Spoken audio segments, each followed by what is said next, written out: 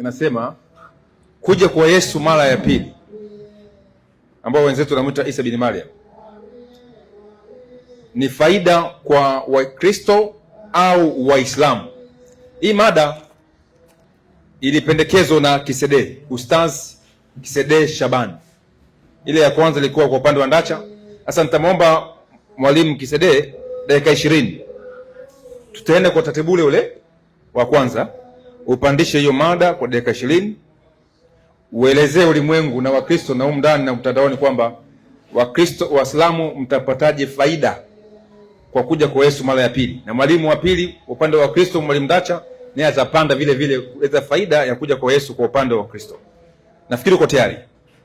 Basi panda juu tuokoe muda.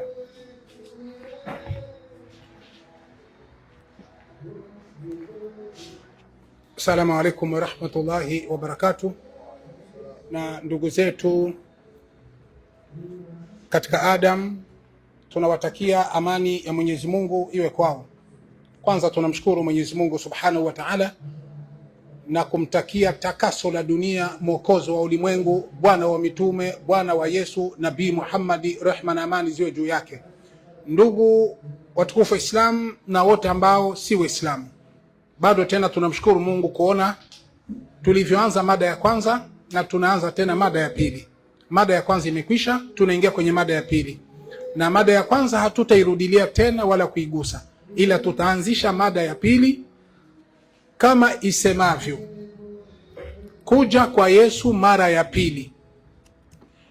Ni wanani ambao watapata hasara kwa kuja kwake? Ni Waislamu au ni Wakristo? Hiyo ndio mada ya pili.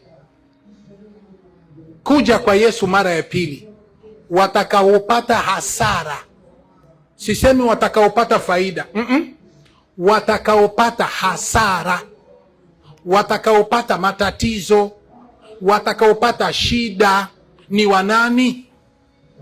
Ni Waislamu au ni Wakristo?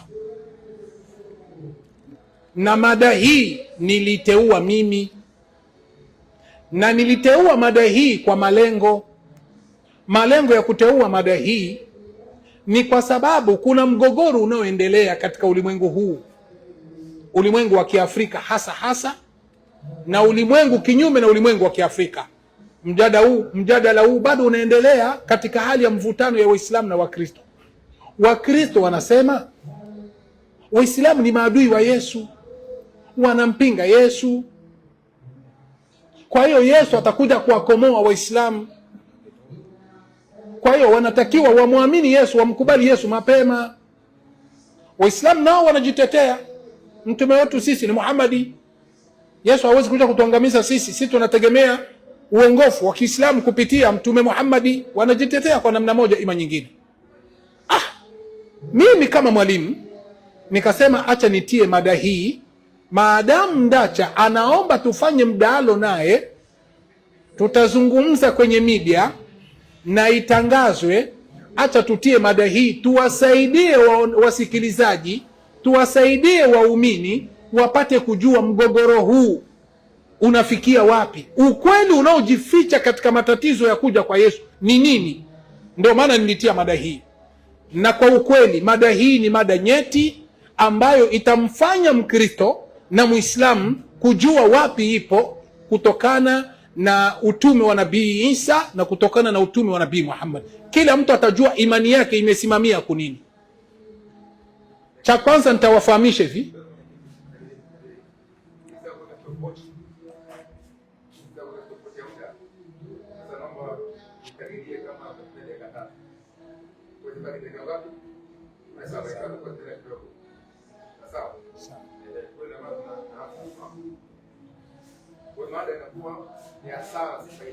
mada ni hasara. Wandani watapata hasara au kwa Waislamu. Okay, sawa.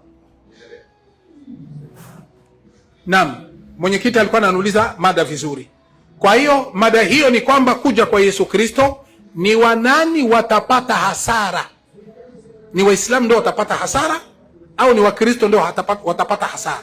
Kwa hiyo ndugu zangu watazamaji, kuna kitu ambacho kinajificha katika mada hii, na ninawapa uhakika watu wote mfahamu, mada hii mara nyingi haiongelewi makanisani, na ikiongelewa makanisani ni kama kugusagusa tu, haiongelewagi kiundani kwa sababu yao maalumu wanazozijua waalimu wa Kikristo. Lakini leo mimi nitatoa siri inayojificha kwa ajili ya ujio wa Yesu Kristo mara ya pili, ili watu wapate kujua nini wanachokuwa wanafichwa makanisani kwa ajili ya ujio wa Yesu mara ya pili, na nitatumia vitabu vya Kikristo tu. Jambo la kwanza, tunafahamu Wakristo wanajua na Waislamu wanajua. Katika imani ya Kiislamu tunaamini kama Yesu atarudi mara ya pili, hilo tunalijua. Hawakusema Daudi ndio atarudi mara ya pili, au Ibrahim au Suleiman au Zakaria au Mtume Muhammad.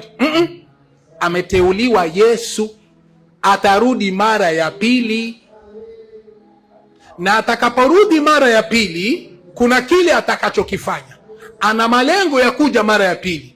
Ukisoma kwenye Qur'an, ukisoma katika Qur'an sura ya 4 aya 159, Saleh Farsi ufafanuzi wake inathibitisha hilo, kwamba Bwana Mtume Muhammad amethibitisha kwamba Yesu atakuja mara ya pili.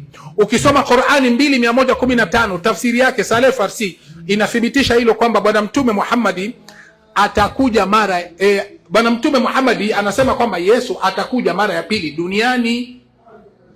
Hiyo ni katika imani yetu sisi Waislamu, kwamba Yesu atakuja mara ya pili. Tunaamini hilo, hatuna nalo shaka kuja kwa Yesu mara ya pili. Tukiingia kwenye Biblia, Yakobo 5:7 mpaka 8, vile vile Biblia nayo inathibitisha kuja kwa Yesu mara ya pili. Kwa hiyo hatuna mgogoro na mvutano katika mada kama hii, katika hoja kama hii hatuna mvutano. Yesu atarudi mara ya pili, Qur'ani imekubali, Biblia imekubali. Sasa kama Yesu atakuja mara ya pili, katika kipengele cha pili atakuja kufanya nini? Hapo ndio kazi.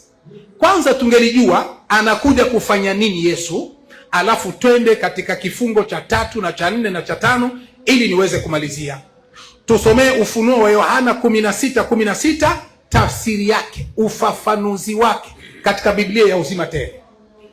16:16 inasema, 16:16, Harmagedoni ipo kaskazini ya kati ya Palestina. Harmagedoni iko kaskazini ya Palestina, ikimaanisha mlima wa Megido. Twende kazi. Itakuwa ndiyo kitovu cha vita ya siku ile kuu ya Mwenyezi Mungu. Twende kazi. Vita hii itatokea kuelekea mwisho wa dhiki kuu na kumalizika wakati wa Kristo atakaporudi kuwaharibu waovu. Basi kumbe kuja kwa Yesu mara ya pili ni kuja kuwavunja waovu. Sasa hapo ndiko ambako Waislamu wako au Wakristo ndio wako. Kama hao waovu watakuwa ni Waislamu ambao Yesu anakuja kuvunja, sisi hatuna shaka na vitabu. Kama ni Wakristo hatutakuwa na shaka na vitabu, na ndio mada yetu inasema kuja kwa Yesu mara ya pili anakuja kuwavunja wanani watakaopata hasara, ni Waislamu au ni Wakristo. Ila tumepata Yesu amekuja kufanya vita na watu waovu. Hiyo uzima tele, ukurasa wa 1973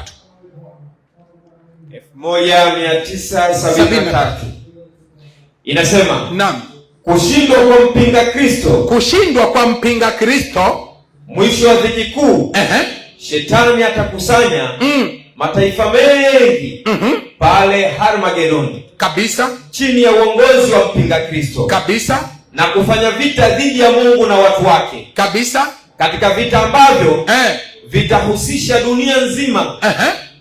Maelezo ya Ufunuo. Twende.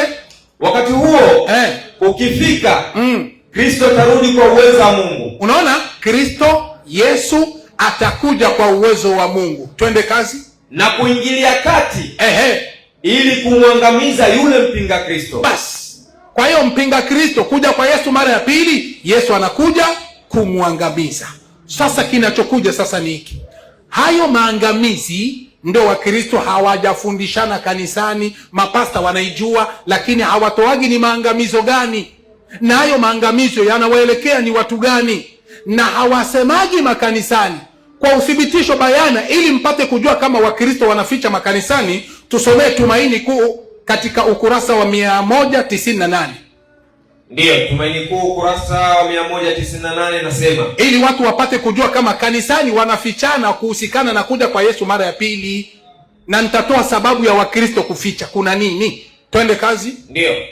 Lakini kanisani upendo kwa Kristo na imani katika ujio wake imepungua. Hawaamini sana kuhusikana na kuja kwa Yesu mara ya pili, wana masababu zao. Twende kazi. Watu wanaokiri ni wa Mungu walipofushwa wasielewe maelekezo ya Mwokozi kuhusu ishara ya kuja kwake. Unaona, wanafungwa wasijui, wanafichwa wasijui alama na dalili za kuja kwa Yesu. Na kwa nini wafiche? Malizia.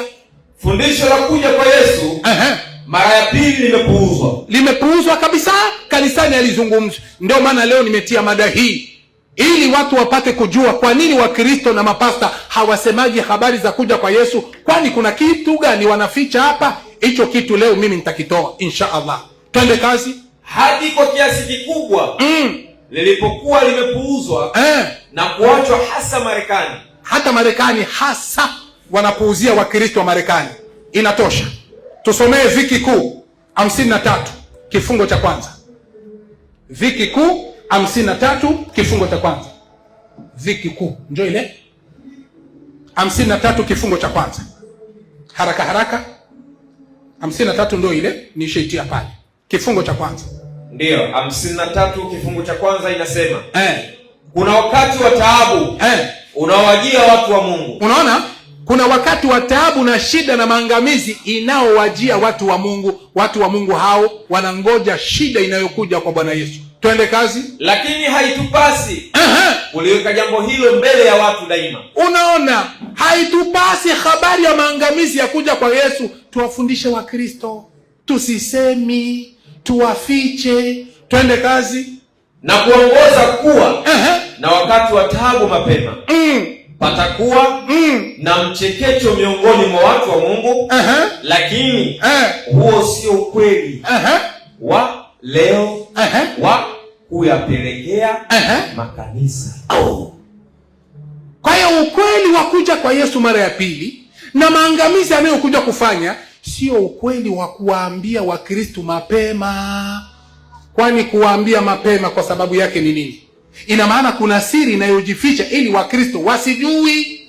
Sasa malengo ya kuwaficha Wakristo wasiambiwi jambo hilo ni nini? Siri hiyo leo mimi naitoa, alafu tuone Yesu anakuja kuangamiza watu gani. Biblia na Qur'ani hakuna popote kwamba Yesu Waislamu watapata hasara kwa kuja kwa Yesu. Hakuna kitu kama hicho. Viki Kuu hiyo ukurasa wa 14.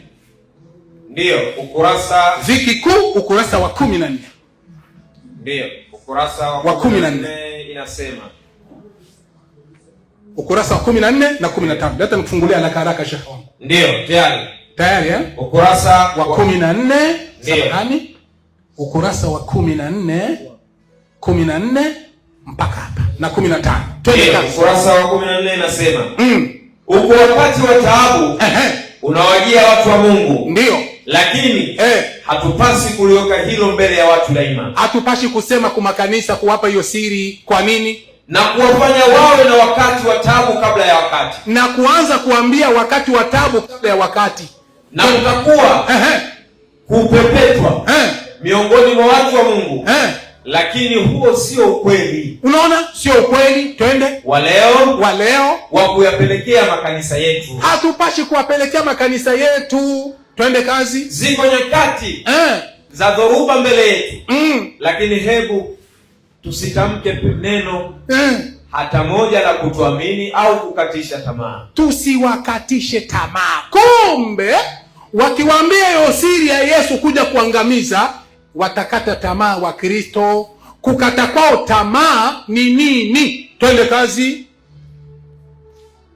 Kama Mungu amepata kunena kupitia kwangu, basi wakati utakuja mtakapopolekewa mtakapopelekwa mbele ya mabaraza na kila msimamo mnaoshikilia juu ya ile kweli utakosolewa vikali sana. Unaona, itakosolewa vikali sana ikiwa watafika kuambia kweli na namna Yesu anakuja kuangamiza watu. Watakosolewa na watu watatoka kwenye makanisa. Sikiliza kinachofuata. Muda ambao wengi sana sasa wanamwacha kupotea bure unapaswa kutolewa katika kutia agizo ambalo Mungu ametupatia. Simamia hapo. Sasa ikiwa kama wanaokopa kuambia, malengo wasitoki makanisani. Sasa tuliseme hilo, ili wakitoka watoke na watakuwa wanafanya uamuzi uliokuwa sahihi. Tusomee Ufunuo wa Yohana 2:16 alafu tutongezea. Soma sasa Biblia. Ufunuo wa Yohana 2:16. Biblia hata hiyo uliokuwa nayo ni Biblia. Sheikh, wao una Biblia? Ufunuo wa Yohana 2:16. 2:16 Ufunuo wa Yohana.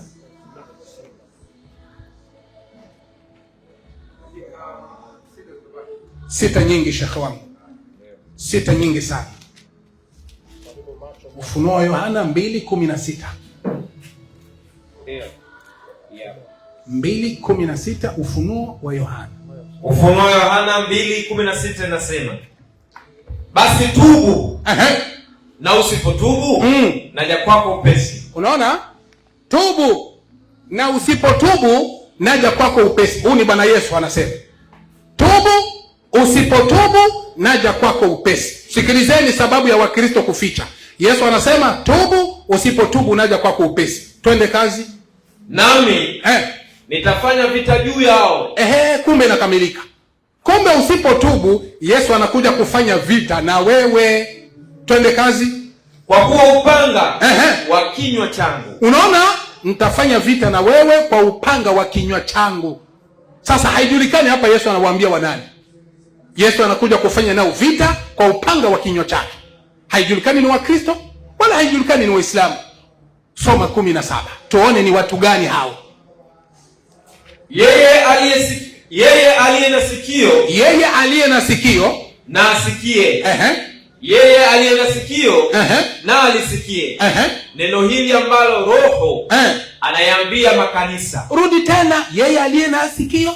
Yeye aliye na sikio na alisikie neno hili ambalo Roho anayambia wanani? Makanisa. Basi wanaoambiwa hapo watubu na wasipo utubu, Yesu anakuja kuwavunja na kuwatesa. Ushahidi kamili kulingana na mada. Yesu anakuja, atakapokuja wanani wataathirika, wanani watateseka? Kitabu kinasema ni watu wa makanisa. Twende sasa, hao watu wa makanisa ni kina nani wanaolengwa hapo? Tusomee Timotheo wa kwanza 4:1, lakini utupe ufafanuzi wake. Kifungo cha 3 na kifungo cha 5. Ndio. Haraka. Timotheo wa kwanza 4:1. Sawa. 4:1. Tupe sasa ufafanuzi wake. Nimetia alama kifungo cha kwanza na kifungo cha pili. Kifungo cha 3 njoo hapa. Kifungo cha 3 njoo hiki na kifungo cha kufuata njoo hiki. Kifungo cha 3 hiki na kifungo cha 5. Soma hii. Umaarufu wa mafundisho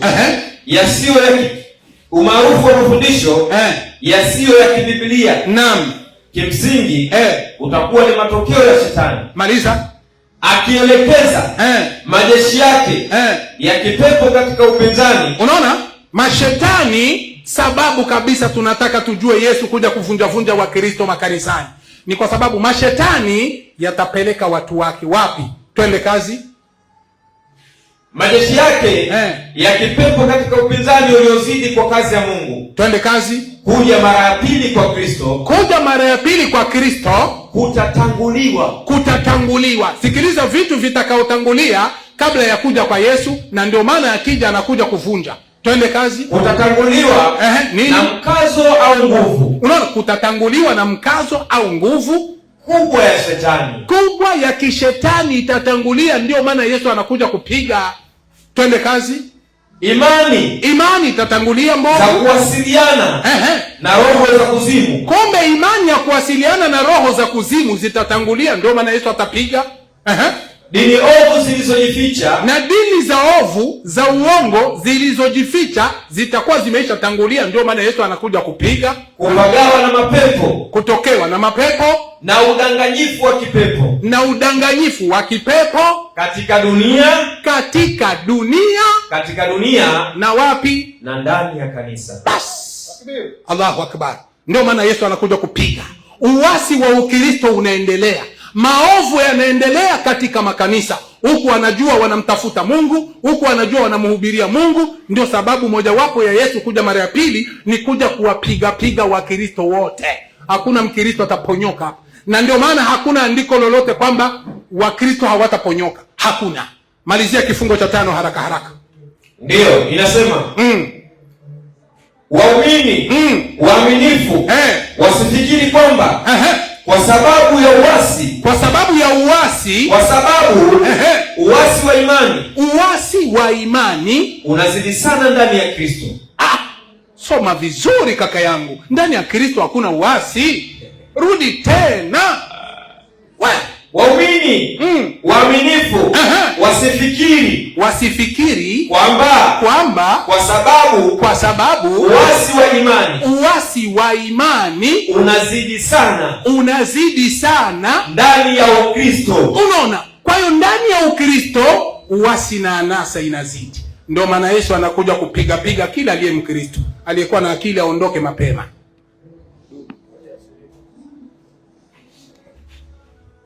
Haya, bila shaka amesikia mada hiyo kwamba kuja kwa Yesu mara ya pili ni hasara kwa Waislamu au Wakristo. Mwalimu kashashuka, na ingawa ningeomba walimu vitabu ambavyo mnavisoma, nilikuwa natumia message pale mseme kwamba ni kitabu gani. Najua ni kwamba kimetoka sehemu gani, cha wapi. Mimi navifahamu tayari kwamba ni Ziki Kuu kwangu binafsi, ila nimeulizwa message kwamba kitabu gani ili mtu pia aweze kurejea. Sawa? Hamna shida. Okay, amesema ni vitabu vya Waadventista wa Sabato. Nadhani mmesikia mlizo swali kule ambavyo vimetuliwa Ziki Kuu na kadhalika. Mwalimu, nikupandishe dakika 20. Weke hoja. Yesu kuja kwake ni hasara kwa Wakristo ama kwa Waislamu? Kwanza nianze na salamu kwa ndugu zangu katika imani. Amani ya Bwana wetu Yesu Kristo iweze kuwa pamoja nanyi. Iwe pamoja na. Nilidhani ya kwamba KCD amejipanga na mada hii, na nilikuwa nauliza hivi, huyu mtu ana kitu gani cha kusema katika mada hii? Sasa nilikuwa hata nimechukua karatasi niandike, kwa sababu nilikuwa nadhani ya kwamba leo nitasikia mambo mgeni. Sasa nilipoendelea na kalamu na karatasi, hata ilibidi nikarudishe kwa mfuko na kalamu, kwa sababu nilisikiliza nikaona hakuna kitu. Nilidhania kwamba kuna maandiko yanayosema ya kwamba Wakristo watapata hasara Yesu akirudi. Sasa nimesikia vitabu Tumaini Kuu, sijui Pambano Kuu, ambaye kwanza inaongelea topic yenyewe, inaongelea wakati wa dhiki kuu, si wakati wa kurudi kwa Yesu. Inaongelea wakati wa dhiki kuu. Elewa mada ukisoma kitabu unacho na uelewi hata kenye kinaongelea. Mada umeweka wewe mwenyewe, kurudi kwa Yesu mara ya pili. Sasa tena unakuja kusoma vitabu vinavyoongelea wakati wa dhiki kuu, si habari ya kurudi kwa Yesu. Kaa kwa mada, si wewe uliweka mada hiyo. Sasa tunaongelea habari za kurudi kwa Yesu, kuna hasara kwa watu gani? Nilidhani ya kwamba pengine Wakristo Yesu akirudi kuna aya Yesu atawapeleka jehanamu ama atawaangamiza. Sasa ile kitu ambacho nimesikia ni habari za mpinga Kristo na ufalme wake na watu wake. Sasa huyu mpinga Kristo katika Uislamu anaitwa Masihi Dajjali. Masihi Dajjali, mpinga Kristo, na wale ambao watakao kuwa wamemfuata. Sasa msomaji, naomba nianze na Biblia. Mimi sitaenda kando kando, nitautumia Biblia kabisa, na kama itawezekana nipate aya 2 kwenye Qur'ani nitatumia. Sasa msomaji, nisaidie, kitabu kinaitwa Yohana 14 mstari wake ni wa kwanza. Haya maneno Yesu anawaambia wanafunzi wake. Soma tusikie. Msifadhaike mioyoni mwenu. Ndio. Mnamwamini Mungu, niaminini na mimi. Ndio. Nyumbani mwa Baba yangu na makao mengi. Kama sivyo nisingeliwaambia. Kama sivyo ningeliwaambia. Maana naenda kuandalia mahali. Yesu anawaambia wafuasi wake, naenda kuwaandalia mahali. Basi mimi nikienda na kuandalia mahali, nitakuja tena niwakaribishe kwangu, ili nilipo mimi nanyi muwepo. Ili Yesu anaongelea habari ya kurudi kwake, anakuja kuwakaribisha wafuasi wake mahali yako wakae na yeye. Imesema atawaangamiza? Atawakaribisha. Inasema watapata hasara? Hakuna. Sasa hawa wafuasi wa Yesu ni akina nani? Chukua Biblia ya Kiafrika kwanza, ukurasa wa 2218. Wakristo ni akina nani? Wakristo ni akina nani? Soma ukurasa wa 2210 huko nyuma, ndugu yangu, ukurasa huko nyuma kabisa, huko nyuma kabisa, ukurasa wa 2218. Inasemaje? Wakristo, wafuasi wa Kristo. Unaona? Kwa hivyo wale ambao wanamfuata Kristo, hao ndio wanaitwa Wakristo, ambaye Yesu anawaambia, ninaenda kuwaandalia mahali, na nikirudi tena nitawakaribisha kwangu, ili nilipo mimi nanyi muwepo. Yesu hajawaambia Waislamu hivyo, amewaambia wafuasi wake ambao ni Wakristo. Chukua hii Qur'ani, tafsiri ya Barwani, Qur'ani 5:47. Wale ambao wana hasara kwa kurudi kwa Yesu ni Waislamu, na inaeleweka kabisa na nitathibitisha. Wakiongozwa na Mtume Muhammad wako kwa hasara kubwa sana. Msomaji, nisaidie Qur'ani 5:47. 47 inasema, hawa ndio walimu ambao tulikuwa tunategemea watoe mada, tugojee vitu vya nguvu. Kumbe hamna kitu. Soma msomaji. Nasema, ndio, na wahukumu watu wa Injili, kwa yale aliyoteremsha Mwenyezi Mungu ndani yake. Sasa hapa tunaambiwa na Qur'ani kuna watu wa Injili, sio watu wa Qur'ani. Watu wa nini? Wa Injili. Soma commentary yake. Na sisi tuliwaamurisha wafuasi wa Isa. Yaani watu wa Injili. Hao watu ambao ni wafuasi wa Isa ama wafuasi wa Yesu ni watu wa nini? Wa Injili. Ni watu wa nini? Wa Injili. Wanaitwaje? Wakristo. Kumbe wafuasi wa Yesu wanaitwaje? Wakristo. Wafuasi wa Yesu wanaitwaje? Wakristo. Na anawaambia katika Yohana 14:6, anasema, msifadhaike mioyoni mwenu, mnamwamini Mungu, niaminini na mimi. Nyumbani mwa Baba yangu mna makao mengi. Kama sivyo ningeliwafanyaje? Ningeliwaambia. Sasa tunamuuliza Yesu, sasa wakati utakapokuja ni kitu gani utakachokifanya, ili tujue Waislamu na Wakristo nani watapata hasara? Nisaidie kitabu cha Mathayo 25:31. Dunia mjue kuanzia leo Kisidei wakiwa na wenzake ni Simon, Bukumun, Umyun. Hawa hawana kitu. Mimi nilidhani ya kwamba amechagua mada anaweza, kumbe hawezi, maskini wa Mungu. Soma andiko. Hapo atakapokuja hata Masawe, ningeomba unikubalie huyo Kisidei, ile elimu ambayo nimeona anaye, nimpee ndugu yangu hapa, nimpee kabisa, nimpee huyu ndugu. Mwenyekiti unikubalie nimwachie hawa, maana hawawezi hawa wako teketea. Soma msomaji. Hapo atakapokuja mwana wa Adamu. Hapo atakapokuja mwana wa Adamu katika utukufu wake. Na malaika watakatifu wote pamoja naye. Safi. Ndipo atakapoketi katika kiti cha utukufu wake. Maliza. Na mataifa yote watakusanyika mbele zake. Mataifa watakusanyika mbele zake. Naye atawabagua kama vile mchungaji abaguavyo kondoo na mbuzi. Safi. Atawaweka kondoo mkono wake wa kuume. Yesu ataweka kondoo mkono wake wa nini? Wa kuume. Alafu na mbuzi mkono wake wa kushoto. Mkono wa kushoto ni nani hapo? Mbuzi. Mbuzi. Si mbuzi zina ndevu? Naam. Sasa tunauliza Yesu, si mbuzi wako mkono wa kuume? Naam. Wako mkono wa kulia? lakini kondoo ndio wako mkono wa kuume. Kondoo wako mkono wa kuume, lakini wako mkono wa kushoto. Hawa buzi ambaye wako upande wa kushoto ndio wana hasara ama ni kondoo? Msomaji, hapo soma 41. 41 nasema. Inasemaje? Kisha atawaambia na wale walioko mkono wake wa kushoto, ondokeni kwangu mliolaniwa, mwende katika moto wa milele aliowekewa tayari ibilisi na malaika zake. Kwa hiyo wale watapata hasara ni wale watawekwa mkono wa kulia, watawekwa mkono wa kushoto. Wale watakuwa mkono wa kushoto ndio watapata hasara. Hawa wa upande wa kushoto ni akina nani? Chukua Qur'ani tafsiri ya Mayunga, ukurasa wa 433. Mtume Muhammad tuambie hawa wa upande wa kushoto ambaye watapata hasara na wataingia jehanamu ni akina nani? Soma tusikie. Ukurasa wa 533. 533. Qur'ani tafsiri ya Mayunga. Inasemaje? Inasema. Ndio. Anasema Mtume SAW. Anasema Mtume Muhammad, wataletwa watu katika umma wangu, siku ya kiyama, na watachukuliwa kupelekwa upande wa kushoto. Wapi? Motoni. Na Yesu amesema watu wa mshoto wanaitwaje? Buzi. Wako mkono wa nini? Wa kushoto. Na Muhammad anasema hawa watu ni nani?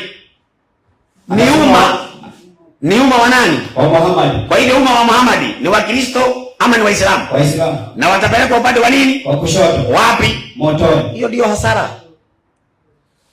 Bwana Yesu asifiwe. Amina. Mkubalini Yesu kabla hamjaenda motoni. Sasa hii ndio mnaanza kusoma hapo. Mnafanya mazoezi kwa uwanja wa vita. Nasema mnajidia kifaa. Unajua, wewe hata hujui kitu. Nyinyi niteketea, mbele yangu hamna lolote. Roho ambaye yako ndani yangu hamumwezi abada nikatani. Labda muende mvue shetani mumlete. Majini muwalete. Lakini nyinyi peke yenu bure kabisa hakuna kitu. Mimi nilikuwa nafikiri mada hii hawa watu wanahoja. Kumbe weupe hakuna kitu. Sasa Biblia inasema mkono wa kushoto, wale wataenda mkono wa kushoto wataenda jehanamu. Muhammad anasema wale wako mkono wa kushoto ni umma wake. Hata ningemalizia mada hapo singekuwa imeeleweka. Lakini kwa sababu sitaki kumalizia hapo, nataka nionyeshe kwa nini Waislamu wako kwenye hasara. Soma Yohana 3:16. Iko sawa? Yaani masaa ya mada nishamaliza. Ili kachubari na wiko na wabea. Yaani mada nyepesi wananiletea hawa watu. Mlinipimaje? Mliniona usiku? Soma ndiko. Kwa maana jinsi hii Mungu aliupenda ulimwengu hata akamtoa mwanawe pekee ili kila mtu aaminiye asipotee bali awe na uzima wa milele. Safi. Maana Mungu hakumtuma mwana ulimwenguni ili ahukumu ulimwengu, maliza, bali ulimwengu uokolewe katika yeye. Twende. Amwaminie yeye, yule anayemwamini mwana wa Mungu hahukumiwi. Asiyemwamini amekwisha kuhukumiwa. Amekwisha kufanyaje? Kuhukumiwa. Kwa hivyo Waislamu hasara yenye watapata kwa sababu hawajakubali Yesu ni mwana wa nani? Wa Mungu. Yesu akija tayari na wafanyaje? Atawahukumu. Qur'ani 19:71. Hawa ni watu wa finali jehannam, halidina fiha abadan. Motoni. Ni mnaenda kuungua. Yesu akija jikoni na sio kuna chips. Kuungua. Mimi nilikuwa nadhani kuna aya inasema Wakristo jehanamu. Kumbe hakuna. Tepambano kuu. Sijui tumaini kuu.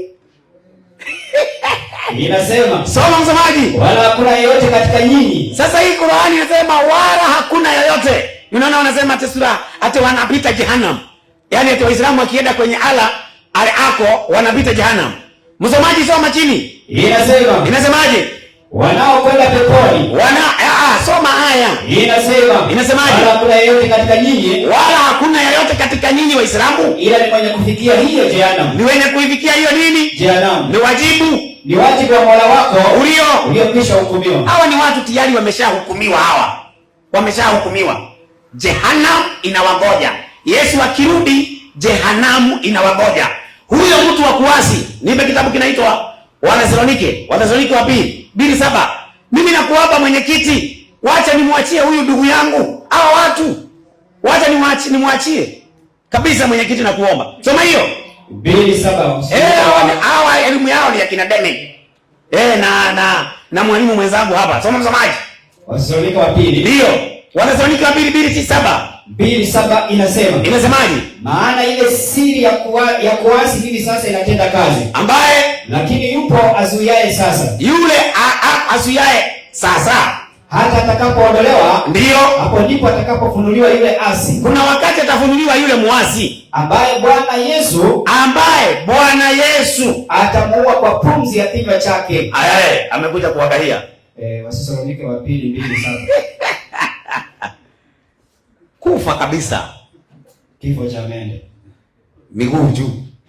Sasa andiko linasema yule asi ndiye atakayefunuliwa, ambaye Bwana Yesu atamuua kwa pumzi ya kinywa chake. Huyo ambaye Yesu anakuja kuua wa kwanza ni Muhamadi. Kwa nini Muhamadi? Kwa sababu Muhamadi ndiye muasi. Ameasi nini? Waraka wa kwanza wa Yohana 5:4. Nyinyi mmeasi mkiwa na Muhamadi jikoni na wagoja, na huo ndio hasara. Soma msomaji. Waraka wa kwanza wa Yohana 5:4. Inasemaje? Kwa maana kila kitu kilichozaliwa na Mungu ufanyaje? Ushinda ulimwengu. Hiyo. Na huko ndiko kushindako ulimwengu.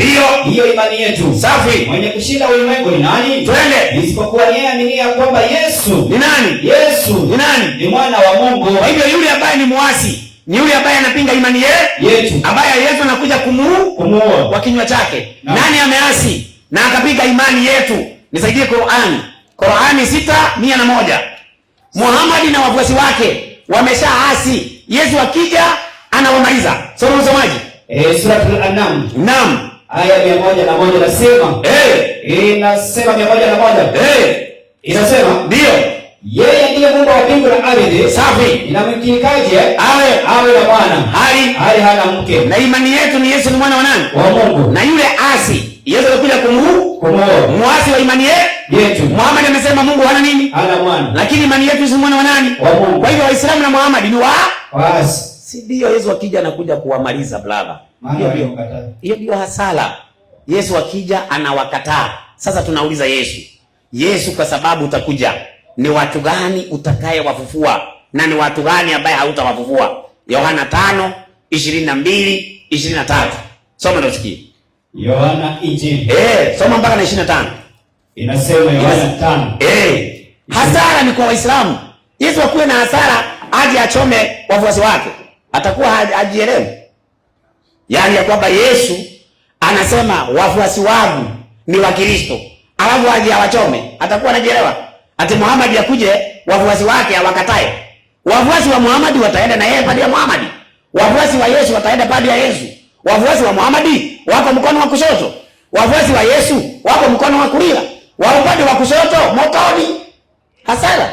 Soma msomaji. Inasemaje? 25. Ndio. Amini nawaambieni. Amini nawaambieni. Saa inakuja. Na sasa ipo. Ndio. Wafu watakapo. Nilikwambia Yohana 5:22 mpaka 25. Tena Baba hamhukumu mtu yeyote. Baba hamhukumu mtu yeyote, bali alimpa mwana hukumu yote. Safi. Ili watu wote wamheshimu mwana. Ndio. Kama vile wanavyomheshimu Baba. Maliza. Asiyeheshimu mwana. Yule asiyemheshimu mwana hamheshimu Baba aliyempeleka. Hamheshimu Baba aliyempeleka. Hawa wanamheshimu mwana. Hawamheshimu. Wala hawakubali mwana. Hawamheshimu hata Baba. Maliza. Amini nawaambieni. Amini nawaambieni. Yeye alisikia neno langu. Ndio.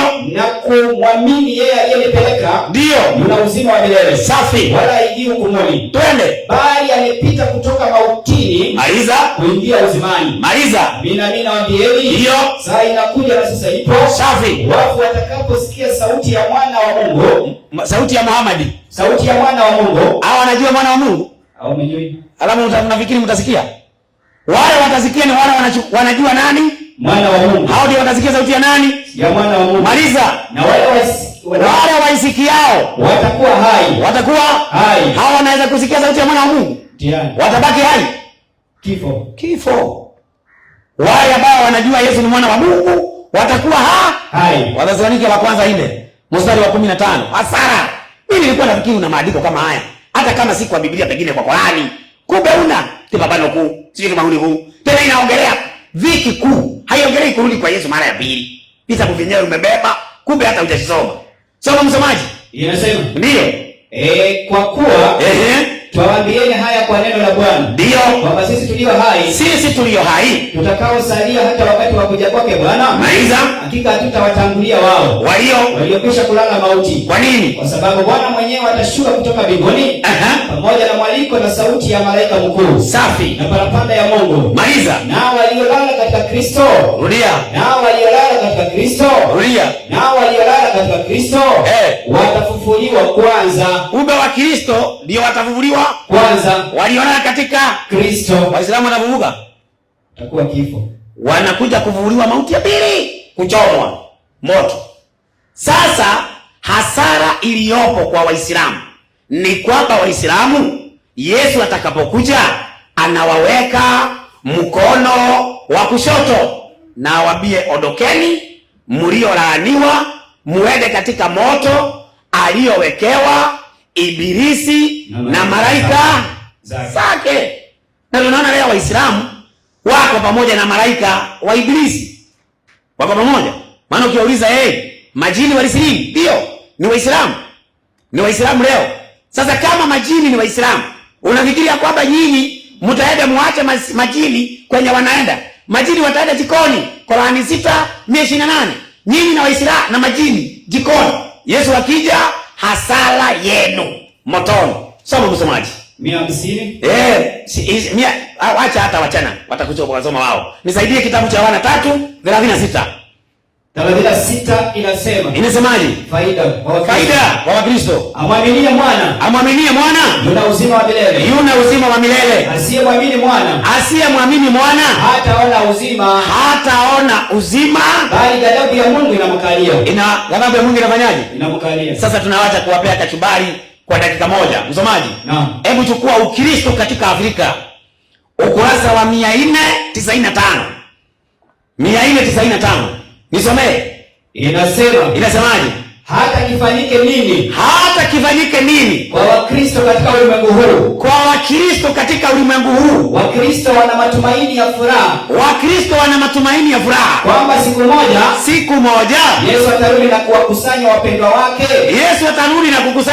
wake. Na kuwa pamoja nao milele. Kwa hivyo Yesu anakuja kuwachukua wapendwa wake. Wanaitwaje? Wakristo. Si nani? Si Waislamu. Waislamu jikoni na wagoja kesede kuja kwa Yesu saa hii, kabla hujaenda kuchomwa mara ya pili. Ninaona saa hii ndio nafanya mazoezi kwa uwanja wa vita. Fanya alafu nakuja.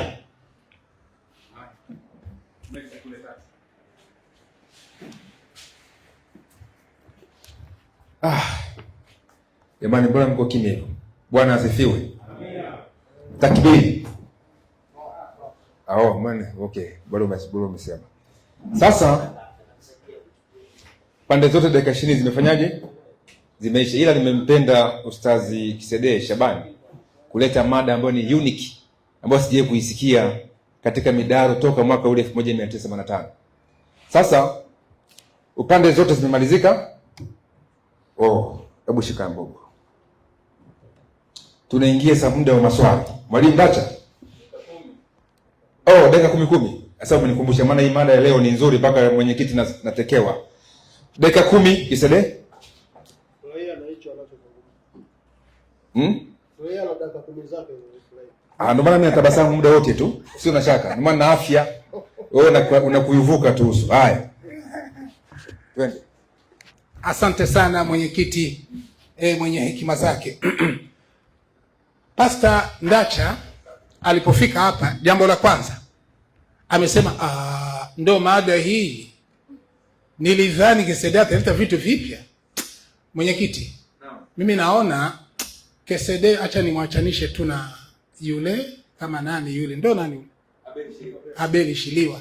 Maana anishushe mimi kwa kuongea na Abeli Shiliwa. Ndo anachokilenga hicho. Nikaona huyu alisema kwenye mtandao kwamba Kisede, tafuta wa kukusaidia.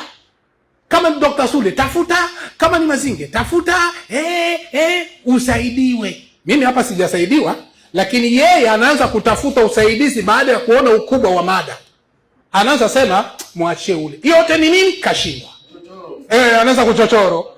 Ndio anatafuta uchochoro kwamba asaidiwe. Ukimleta yule hata kuwa na nivo ya kuongea na mimi nitamtia mwingine ndio ongee naye, kwa sababu itakuwa mimi na wewe tunatosheka. Uishajua nimekukomesha, hauna tena uwezo, basi na mimi nitakaa niwaache sasa wengine waendelee, unaojua wewe watakusaidia. Ndio maana yake hiyo, kwa sababu utakuwa umeashiria mimi sijui, nashindwa kwa hii mada. Sasa ulisema hivi eti kwamba Yohana 14:1 inasema kwamba Yesu atakaporudi atakuja kuchukua watu wake. Mwenyekiti, ulisikia Yesu anakuja kuwachukua Wakristo? 1:14 unapiga swata. Haikusema Yesu anakuja kuchukua Wakristo. Anasema anakuja kuwachukua. Neno Ukristo hakutia hapo. Kwa hiyo wewe usipachiki. Ukitaka uniulize hao ni watu gani, mimi nitakupa. Alafu ukaongezea kusema katika kitabu cha Biblia ya Kiafrika ukasoma ukurasa wa 2218. Soma hii. 2218. Twende haraka nimalize hoja zake zote. Hakuna ambako amethibitisha kwamba Yesu hatakuja kuwavunja Wakristo. Hakuna. Ngoja kabla hujaendelea. Anachokuja kufundisha Ndacha, amefundisha kwamba Waislamu wataingia motoni. Ndio mafundisho yake. Katika dakika zake 20 amefundisha Waislamu wataingia motoni, Waislamu watakuwa mkono wa kulia, Waislamu watakuwa hivi. Hiyo sio mada yetu Ndacha. Sio mada yetu. Mada ni kusema hivi, Yesu anakuja atawaangamiza hawa au hawa. Kama ni Waislamu, toa andiko Yesu atawaangamiza Waislamu. Itamke, usidhanie wewe. Lakini tangu umeanza haujatoa, wasikilizaji wote ni shahidi. Ila umeongea kama Waislamu watakwenda motoni na kila aya unayoitoa sio vile ninavyoongea. Naomba mimi nisijibu kwa sababu nikijibu huko nitakuwa ninatupa mada. Lakini hakuna hata uthibitisho uliotoa Waislamu watakwenda motoni. Uelewa wako ni mdogo sana. Mada Yesu anakuja kuwavunja Wakristo. Mimi nilitoa ushahidi kamili. Nikajua wewe utakapoingia utagusa pale nilipogusa. Nimetoa ushahidi Yesu anakuja kuwapiga Wakristo. Nilitoa ushahidi. Lakini ungelifika wewe ungelisema hivi, Kesede, ile andiko ulisema haisemi Wakristo, ungeeleweka. Andiko hili ulisema haisemi Wakristo, ungeeleweka. Lakini haukugusa hata andiko yangu hata moja. Lakini ukakuja na mada nyingine, Waislamu watakwenda motoni, Waislamu hawamwamini Yesu. Haiko ndio mada. Sasa somo hiyo aliyoanzia ya Kiafrika ukurasa wa 218 ndio inasema Wakristo, wafuasi wa Kristo. Simamia hapo. Akasimamia hapo. Unaona? Wakristo, wafuasi wa Kristo. Ilianzia wapi? Twende kazi. Neno lililotumika kwa mara ya kwanza huko Antiokia. Unaona? Ni neno lililotumika kwa mara ya kwanza huko Antiokia. Yesu hayuko. Ukisoma sasa kitabu cha Imperimato 11:25 wametia pale. Ni wapagani ndio wanatoa hiyo jina mara ya kwanza. Sasa unakuja kutulezea Ukristo wa kipagani. Wapagani watakuwa ni wanafunzi wa Yesu? Hiyo tunaitia pembeni. Ingine akasema hivi, akasema katika kitabu cha 5:47 Qur'an kusema kwamba unaona hata Qur'an inajua wafuasi wa Yesu wa Kristo. Nataka nikutoe jasho. Wali yakwambia hivyo nini? Baruani mwenyewe tumuulize, mbona unataja wa Kristo ni wanafunzi wa Yesu? Unayolenga ni nini? Waamini Injili. Sasa sikia 57 Qur'ani. Baruani hiyo hiyo 57:27. Tupe ufafanuzi wake. Baruani alikusudia nini? Anakusudia Injili gani ya Wakristo? Sio kwa unarupuka kitu ambacho haujui. Mada hii inakushinda, ndio maana unaanza kutafuta msaada. Toa andiko Waislamu Yesu anakuja na wavunja. Andiko iseme, kitabu kiseme. Sio uanze kudhania Waislamu ni waasi. Waislamu ni waasi. Kama ni waasi, toa andiko Yesu anakuja anawapiga Waislamu. Kama vile mimi nimetoa andiko 2:16-17 Yesu anakuja kuangamiza Wakristo. Imetaja kabisa. Kwa nini na wewe usitoe ushahidi wa kutaja? Hakuna kitu kama hicho. 57:27 kitabu cha Baruani. Ndio. Hapa. Twende kazi. Ndio, inasema 57:27 kitabu cha Qur'ani inasema. Twende kazi baba. Injili aliyofunuliwa Nabii Isa. Injili aliyofunuliwa Nabii Isa na Mwenyezi Mungu. Sio hizi zinazoitwa injili za Mathayo, Marko, Luka na Yohana zilizomo katika Biblia. Inatosha. Kumbe ulipotoa wafuasi wa Yesu, wafuate Injili wa Kristo, kitabu Baruani anakuambia sio hao wanaofuata Mathayo, Marko, Luka, Yohana. Baruani anawakana. Usizoee tena kutoa andiko. Inataja Wakristo, baruana na wakana. Sio wale wa Mathayo, Luka, Yohana. Kama we hauko huko basi utakuwa ni mwenyewe. Soboto. Kingine alisema hivi, akasema kwamba Mathayo 25:35 Yesu anawatia watu upande wa kushoto na upande wa kulia. Upande wa kushoto mbuzi, upande wa kushoto mbuzi, upande wa kulia kondoo. Ndio anasema hivi, hawa watakaokuwa upande wa kushoto motoni ndio Waislamu. Jamani, iliandikwa Waislamu? Hakuna. Lakini mimi naenda kwa Yesu mwenyewe atuambie hawa watakaoangamiza upande wa kushoto ni kina nani? Baba tusomee kitabu cha Mathayo 7:23 alafu tupe ufafanuzi. Tupe ufafanuzi. Mimi nakupa mada nyeti. Yesu anawaangamiza Wakristo kwa ushahidi. Sio wewe uzanie. Waislamu wana dhambi. Wao wana dhambi Waislamu. Sawa. Wawe ni makafiri Waislamu. Sawa. Wawe ni wapagani Waislamu. Sawa. Lakini toa andiko, Yesu anakuja kuangamiza kwa andiko. Soma hiyo andiko.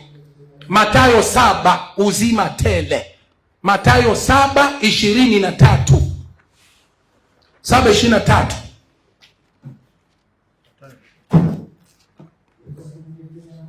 7:23 Mathayo.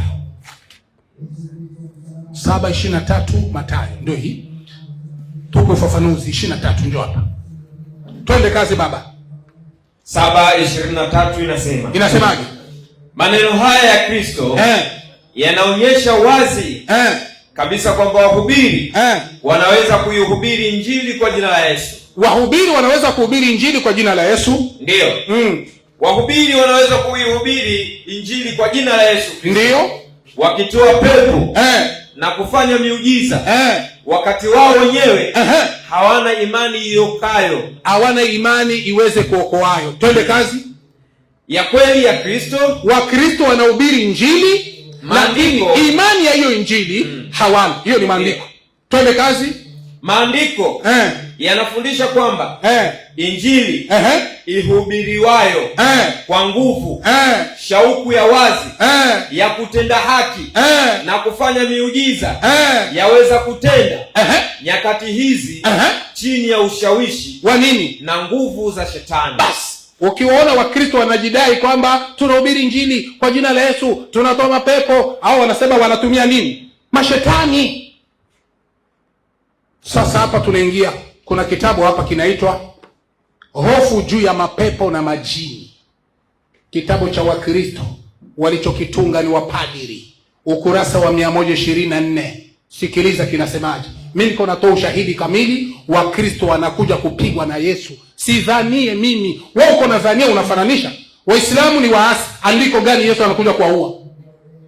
Unasema tu ni waasi. Haya ni waasi. Wapi andiko Yesu anakuja kupiga Waislamu? Yesu anasema nimekuja kupiga Wakristo, nimetoa ushahidi. Kitabu hiki ukurasa wa 124 inasema hivi: sisi Wakristo hatuna mafundisho kama hayo ya viumbe fulani kutorokea kwenye viungo nyeti kama ilivyo. Sisi tuna swala la kuwinda mapepo, yani malaika waasi, yani mashetani, yani tofauti na majini yanayofundishwa na Waislamu.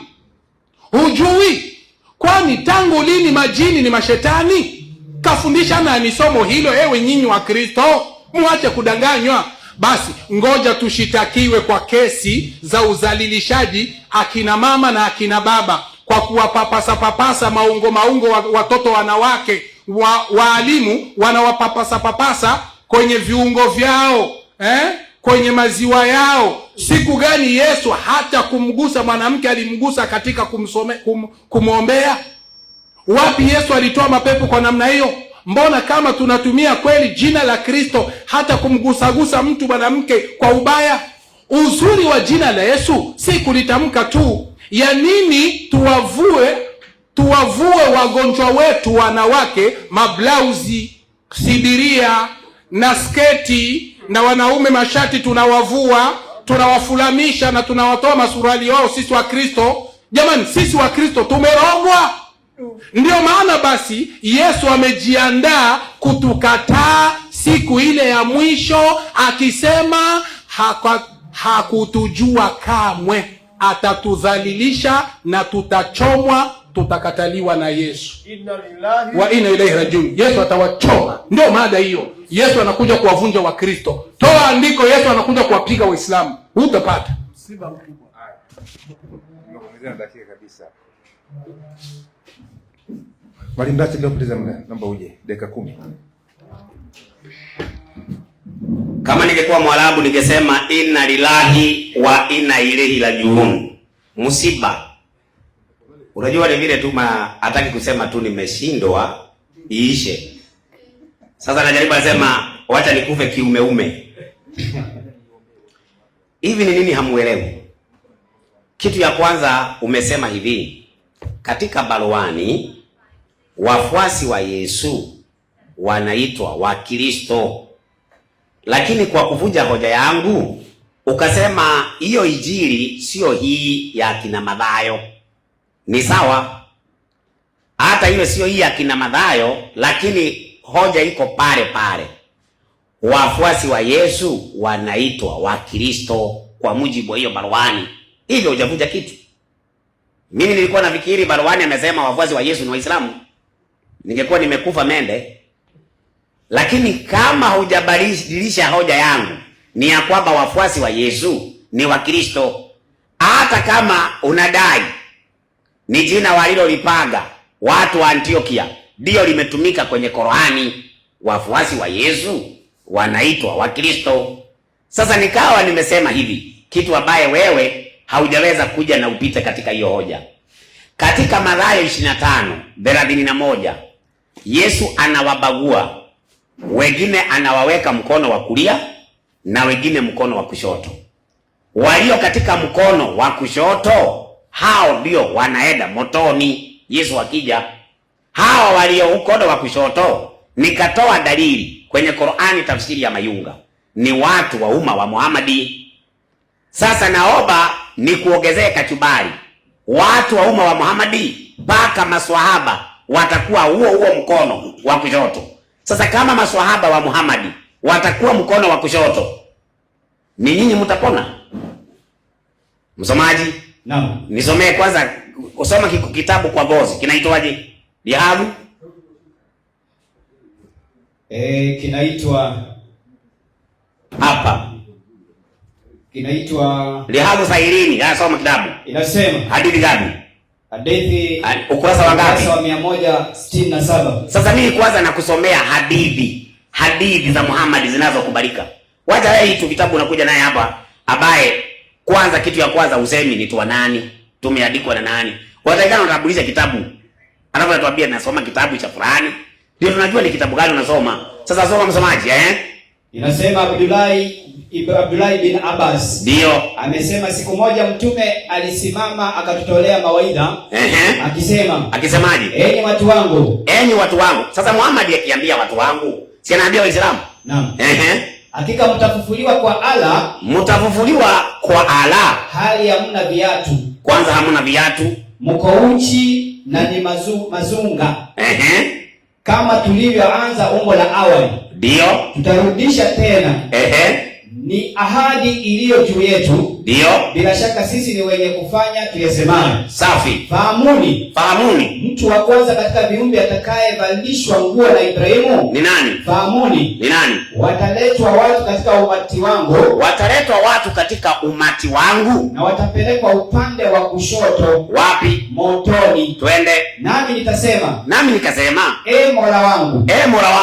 Maswahaba wangu. Nitawaambiaje? Wewe hujui watu hawa walichozua. Kwa hiyo hata maswahaba wa Muhammad wanaenda wapi? Kushoto. Motoni. Sasa kama maswahaba wa Muhammad wanaenda mkado wa kushoto motoni, ni hawa kisidi wanapona? Hawatapona. Maswahaba wenyewe mkono wa kushoto motoni. Sasa tunamuuliza Yesu, wewe Yesu, ni wewe unawapeleka hawa watu mkono wa kushoto ama ni nani? Mathayo 25:41. Inasema 25:41. Ndio. Inasema kisha atawaambia na wale walioko mkono wako wa kushoto, ondokeni kwangu mliolaaniwa, mwende katika moto wa milele aliyowekewa tayari ibilisi na malaika zake. Kwa hivyo Yesu ndiye ataweka watu mkono wa kushoto. Anawaambia endeni katika moto wa nini? wa jehanamu. Sasa yeye anataka watajwe tu Waislamu, wakati tayari Muhammad amesema ni watu wake. Kwani watu wa Muhammad ni Digo? Watu wa Muhammad ni Baniani? Watu wa Muhammad si ni Waislamu? Naam. Na Muhammad anakubali wako mkono gani? Wa kushoto. Tena motoni. Hiyo ndio hasara. Sasa uko na andiko moja linalosema ya kwamba Wakristo Yesu atawapeleka motoni. Una andiko kama hilo? Huna. Ati Yesu anapeleka Wakristo motoni. Mimi nimesema, msomaji nisaidia 9:41 Marko. Unajua hawa ni Waislamu ambao hawajasoma. Wamekuja wakaingia Uislamu, wakaanza kutembea barabarani hata wanaenda kuwachariji wa Kristo. Elimu ya Uislamu hawana. Elimu ya Qur'ani hawana. Ya Biblia ndio usiseme. Soma. Kwa kuwa yeyote atakayewanywesha nyinyi kikombe cha maji, kwa kuwa nyinyi ni watu wa Kristo. Kwa hivyo Yesu anawaita wanafunzi wake watu wa nini? Wa Kristo. Watu wa nini? Wa Kristo. Watu wa Kristo. Sasa yeye anakuja akasema ati Muhammadi ako juu ya Yesu kabisa mara 100. Iwezekanaje? Unafananisha Muhammad na Yesu? Sio ni kama kufananisha usingizi na kulala. Msamaji? Naam. Nisaidie Timotheo wa 2:4 mstari wa kwanza. Muhammad yako kwa kaburi anangojea Yesu akuje amvuvue, alafu anasema Muhammad yako juu ya Yesu. Wakati yeye anangojea avuvuliwe na Yesu. Tena anavuvuliwa katika hukumu. Soma msamaji. Basi ndio. Wa kwanza. Wa pili. Wa pili anasema hivi.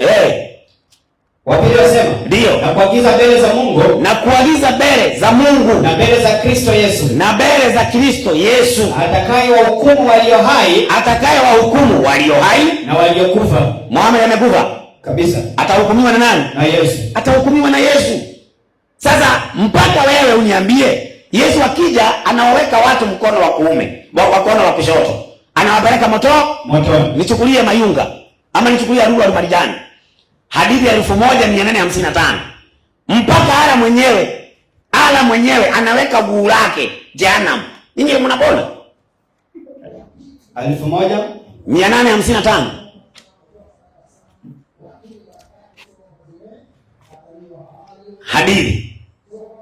Hadithi ya 1855. Hadithi. Uko nyuma? Fungua tu. Hivyo. Enda. Hata hara mwenyewe. Deme. Ukurasa hadithi ya 1855. 855. Sasa basi kama umeikosa nitakuonyesha mahali nitakufungulia baadaye. Ukurasa wa 50 hiyo. Inasemaje? Naipata ni ukurasa wa 1094. Hadithi ya 1055. Inasemaje? Hadithi ya Anas RA. Ndio. Amesema mtume SA. W. Ndio. Amesema. Ndio. Hakuna mtume aliyetumwa. Sikutaka hiyo lakini nitakupea baadaye. Sasa andiko linasema ya kwamba wale wako mkono wa kushoto hao ndio watapata hasara Yesu anapokuja. Nisaidie Qur'ani 10:102. Qur'ani 10:102. Mimi nilifikiri Kisedee tunasema ati na kuogopa. Niogope msikuitu. Soma msemaji. 10:102 nasema. Ndio. Basi wanangoja jingine ila kuwajia mfano wa siku ya adabu. Wanangoja jingine ila kuwajia siku ya nini? Za adabu. Siku ya nini? Ya adabu. Maliza. Ilizowafika watu waliopita kabla yao. Twende. Sema. Basi ngojeeni. Sasa Muhammad anasema ngojeni. Na wanangoja mfano wa siku za nini? Za adabu. Anasema ngojeni. Alafu mimi pia ati nini? Mimi pia ni pamoja nanyi katika wanaongojea. Unaona? Muhammad mwenyewe ako pamoja na wanaongojea adhabu. Kama Yesu akikuja, Muhammad anangojea adhabu. Waislamu ndio mnapona. Asoma hiyo. Tumeipata inasema. Ndio. Hadithi ya Anas bin Malik. Safi. RA. Ndio. Kwa mtume SAW amesema. Amesemaje? Jehanamu itaendelea kusema. Je, kuna nyongeza? Mpaka SSWT atakapoweka humo unyayo wake. Ndio. Na hapo utasema cut. Yaani kama jehanamu inatosheka, ara mwenyewe akiweka guu lake ndani. Ninyi mtapona? Hawatapona. Ninyi mtapona? Yesu akirudi ina maana ya kwamba mtu wa kwanza kuwekwa katika jehanamu ni Waislamu. Mtu wa mwisho kufunika jehanamu ni Mungu wa Waislamu. Sasa huyu Mungu wa Waislamu lazima mjue ya kwamba si Mungu wa kweli. Ndiye Biblia inasema, Yesu anasema atakuja kumwangamiza na pumzi yake katika Wathesalonike wa pili 2:7. Bwana Yesu atakuja kumwangamiza na pumzi ya kinywa chake. Wale ambao wako kwa hasara wakati Yesu atakaporudi ni Waislamu, na wale wote ambao hawamkubali Yesu watakuwa mkono wa kushoto na wote wataenda jehanamu. Kwa hivyo Waislamu, Yesu akirudi, muko katika hasara. Wakristo wako katika faida, maana watapata uzima wa milele. Waislamu wanapata nini? Hasara. Wakristo uzima wa milele. Waislamu hasara. Mada imeisha jaisha? Imeisha. Na ikafunikiwa. Dakika 9 na sekundi 56. Wakristo na Waislamu, habari zenu? Haya, tunaingia katika hatua ya ngwe ya mwisho ya mkutano wetu katika hoja ya maswali. Mada ilitolewa na Mwalimu Kisedee Shaban, imejengwa na Ndacha ameijibu. Sasa Ndacha ataenda kumuuliza swali Kisedee kwa dakika 3 na Kisedee ataenda kuijibu kwa dakika 5. Alafu tena hata kama hajajibiwa dakika 3 vile vile atarejelea na dakika 5 zitajibiwa na Ndacha, hivyo hivyo kwa upande wake. Basi bila kupoteza muda ni mchache, naomba nimpandishe Mwalimu Ndacha. Dakika 3 msitumie kwa uaminifu, na sasa hivi sitaongeza hata sekunde. Naomba mtumie, mkimaliza basi nakuwa nakata. Bwana mwenyekiti, nataka niweze kuuliza swali na nitalijegea swali hili katika Mathayo 25:41. 41 nasema. Ndio. Kisha atawaambia na wale walioko mkono wake wa kushoto, ndio, ondokeni kwangu mliolaniwa, mwende katika moto wa milele. Kwa hivyo kuna watu ambao wako katika mkono wa kushoto na watapata hasara Yesu akirudi, maana atawaambia ondokeni kwangu mliolaaniwa, muende katika moto wa jehanamu aliyowekewa Ibilisi na malaika zake. Sasa nisaidie Waibrania 1 mstari wake ni wa 3 na wa 4. Sasa niulize swali. Waibrania 1 mstari wa 3 na wa 4. Inasemaje? Yeye kwa kuwa ni mng'ao wa utukufu wake. Huyo ni Yesu anaongelewa hapo. Na chapa ya nafsi yake. Twende. Akilichukua vyote kwa amri ya uweza wake. Akiisha kufanya utakaso wa dhambi. Aliketi mkono wa kuume wa ukuu huko juu. Kwa hivyo Yesu ako mkono wa kuume. Kwa hivyo Yesu na watu wake wako mkono wa kuume. Kwa mujibu wa Qur'ani, tafsiri ya Barwani imesema wafuasi wa Yesu wanaitwa Wakristo. Wafuasi wa Yesu wanaitwa Wakristo. Yesu yuko mkono wa kuume wa Mungu. Swali, Waislamu kwa mujibu wa andiko, wafuasi wa Muhammadi wako mkono upi? Wako mkono wa kuume? Naomba andiko. Wako mkono wa kushoto? Naomba andiko. Msomaji, mwalimu, mwenyekiti, naomba ushikilie hiyo swali yangu ijibiwe. Sasa nichukulie ukurasa wa Ukristo katika Afrika. Ukurasa wa 275. Ukurasa wa 275. Dakika hiyo moja tusomee. Ukurasa wa 275. 75 inasema. Inasemaje? Watu walio katika dini zisizokuwa za Kikristo, watu ambaye wako kwenye dini ambaye si ya Kikristo, wanatafuta msaada kwa miungu. Wanatafuta misaada kwa miungu au kwa roho kuliko kwa Mungu. Maliza. Kuliko kwa Mungu wa kweli. Twende. Hatimaye wanaweza kudanganywa na kujikuta wao ni watumwa wa Ibilisi na mapepo yake. Kwa hivyo watu wote ambao si wa dini ya Kikristo wameshadanganywa na wako katika roho ya upotevu. Sasa ende katika ukurasa wa 496. 496. Inasemaje hapo juu? Ndio. Pale juu soma pale juu hapo. Pale. Anasema watasikia sauti yake, ndio Kristo. Ndio. Nao watatoka, wale waliofanya mema kwa ufufuo wa uzima. Maliza. Na wale waliotenda mabaya kwa ufufuo wa hukumu. Safi. Wakristo ambao walikufa watafufuliwa kutoka katika wafu wakati Kristo atakaporudi. Basi, Wakristo watafanyaje? Watafufuliwa. Hapo imesema Islamu. Wakristo. Basi. Swali langu naomba lijibiwe.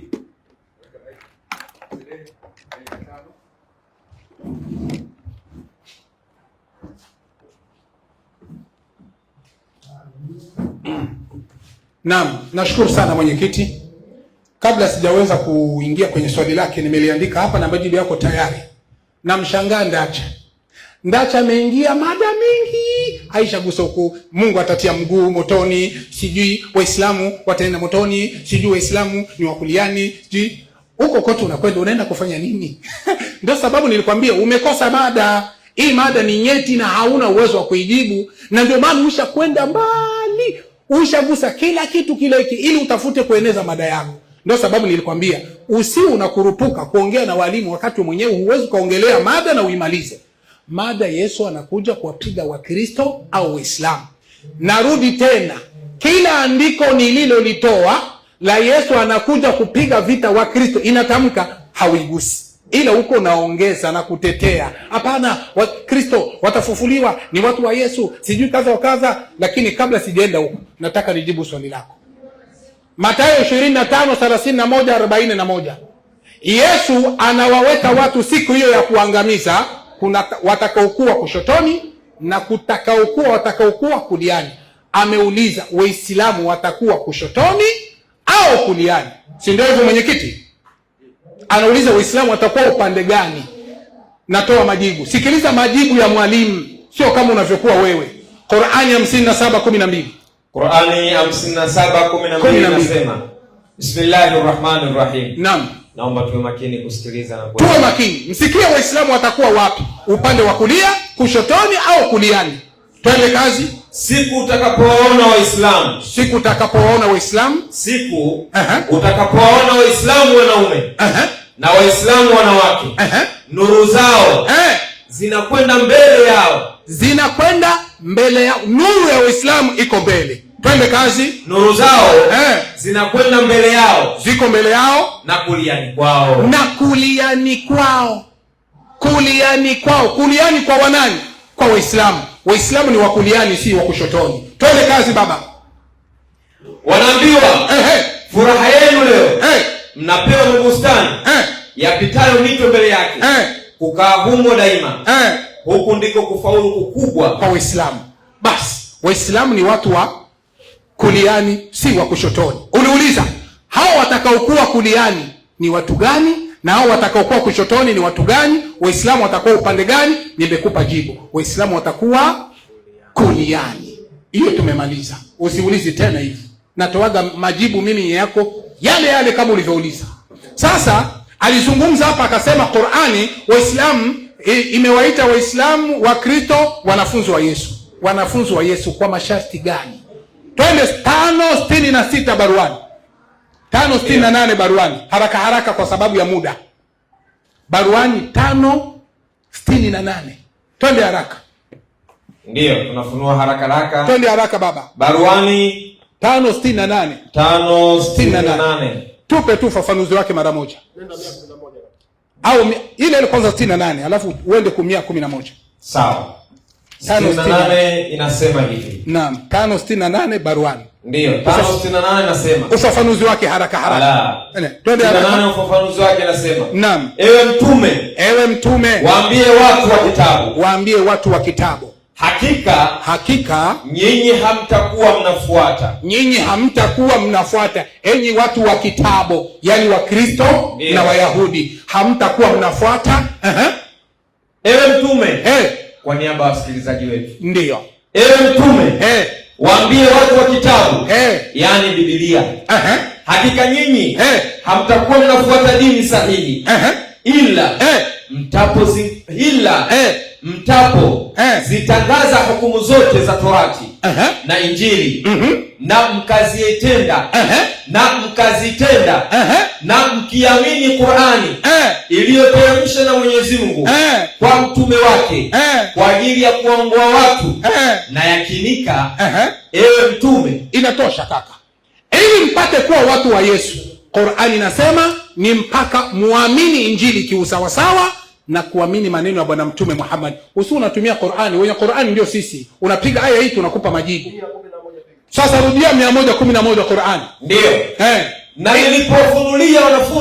nilipowafunuliwa wanafunzi wa Isa kwamba waniamini mimi na mtume wangu, nani? Wakasema tumeamini na shuhudia kuwa sisi ni Waislamu. Bas, wanafunzi waliomfuata Yesu waliitwa ni Waislamu. Nilitaka kupiga bomu hapa kwamba Yesu Muhammad anamuokoa, lakini basi muda umekwisha.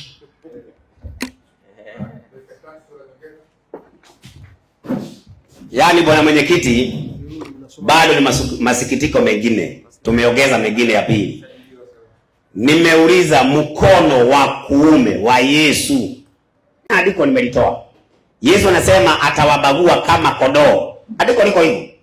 Sasa andiko lililotolewa hapa limesema watakuwa mkono wa kuume wa Yesu. Simesema itakuwa kuumeni ya Waislamu. Sasa wewe ni mtu wa wapi?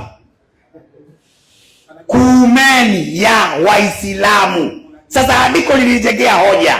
Sikilizeni. Hoja yangu nimejegea katika andiko hili. Msomaji. Naam. Nisaidie 25:41 Mathayo. Kwani ukusikia andiko lenye nilitumia? Mimi sijasema mtakuwa kulia, hata nimeweza kuwa kuliani wa Masawe. Sio tunaongelea. Sasa andiko linatoa mtakuwa kuliani ya Waislamu. Si kuliani ya Yesu. Yesu anaweka watu kulia na kushoto. Sasa nyinyi mtakuwa pande gani? Bora usijibu swali. Tingine kuna mada. Dasha hawezi. Soma. Kisha atawaambia wale walioko mkono wake wa kushoto, ndio, ondokeni kwangu. Soma vizuri. Nasema, kisha atawaambia na wale walioko mkono wake wa kushoto. Mkono wake wa kushoto. Mkono wa nani? Wa Yesu. Mkono wa nani? Wa Yesu. Wale wako mkono wa kulia ni wafuasi wa nani? Wa Yesu. Wale wako mkono wa kushoto si wafuasi wa nani? Si wafuasi wa Yesu. Nikauliza, Waislamu mtakuwa upande gani Yesu akija? Kwani mada inaongelea gani? Si mada inaongelea wakati Yesu anakuja? No. Yeye andiko alitoa anasema kwao kuliani ya Waislamu. Kuliani ya Waislamu, kwani Waislamu ndio wanakuja? Tunaongelea kurudi kwa Yesu. Mada ulichagua wewe. Sio mimi nilikuchagulia. Sasa badala ujibu swali kote mada ate kuliani ya Waislamu. Sasa ni kama mada iko Waislamu wakirudi ni nani watakuwa kwa hasara? Hiyo ndio mada. Mada iko Yesu akirudi watakaokuwa kwa hasara ni akina nani? Ndio nikauliza, Waislamu Yesu akirudi mtakuwa upande gani? Upande wa kulia ama upande wa kushoto? Msomaji, nipo. Naomba nichukulie Mayunga ukurasa 500. Ukurasa 500. Qur'ani tafsiri ya Mayunga. Ukurasa 533 soma. Anasema mtume SAW. Maliza. Wataleta watu katika umma wangu. Muhammad mwenyewe anasema si KCD sasa. Wataleta watu katika umma wangu siku ya kiyama. Siku ya kiyama. Na watachukuliwa kupelekwa upande wa kushoto. Yesu Muhammad anasema wataenda wapi? Upande wa kushoto. Watu wa Muhammad wako upande gani? Kushoto. Sasa swali yaniongeza sasa. Waislamu mtakuwa pande gani wakati Yesu atakapokuja? Mtakuwa mkono wa kulia ama mtakuwa upande wa kushoto Yesu akija? Jumbo swali wewe.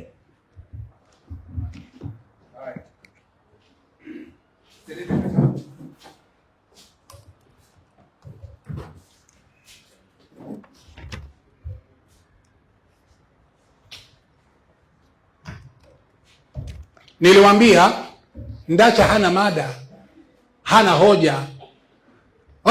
Umegeuza. Mimi sikusema hivyo. Mtakuwa upande gani wakati kumkono wa kulia wa Yesu si wa Kiislamu? Nimemaliza kila kitu, nikajibu kila kitu.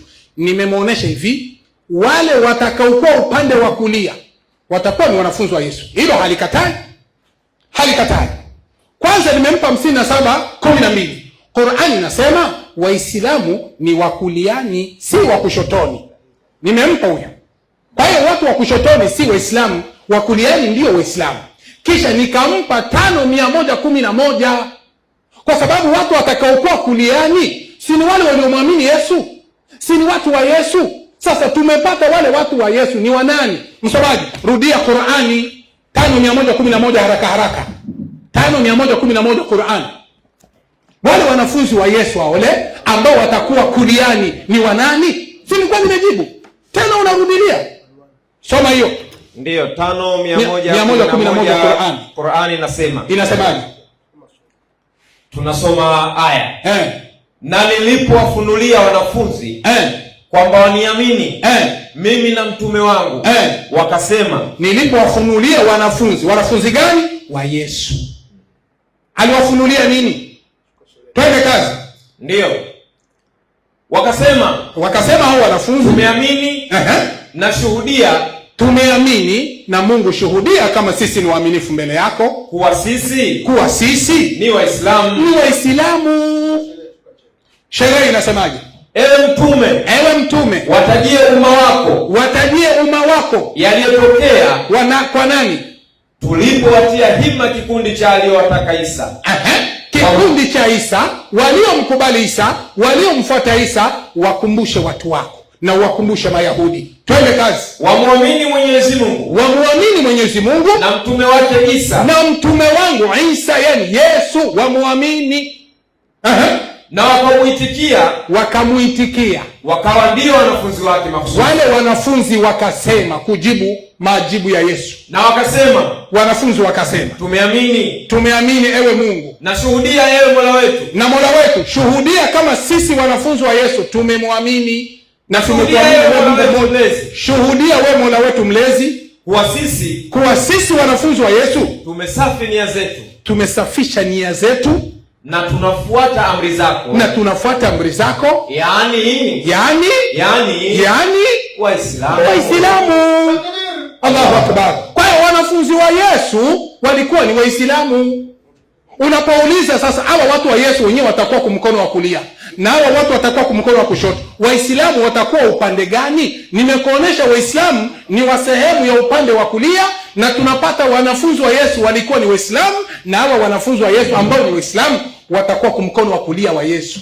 Subutu tena uje uingize. Kwa hiyo unataka kujifanya haukusikia, umesikia, unataka kuvuruga tu. Ametoa katika kitabu cha Mayunga, anasema kwamba siku hiyo watu wa umati wako wengine watapata maangamizi. Akatoa katika Mayunga Riyadh ya Swalihina 167. Sasa majibu yake, hawa ambao wataingia motoni watakuwa ni gani? Hawa umati Muhammadi ni watu gani? Tusomee majibu yake katika hadithi ya Lu'lu' wal Marjan, hadithi ya 1213. Tusikilize kwa makini. Hadithi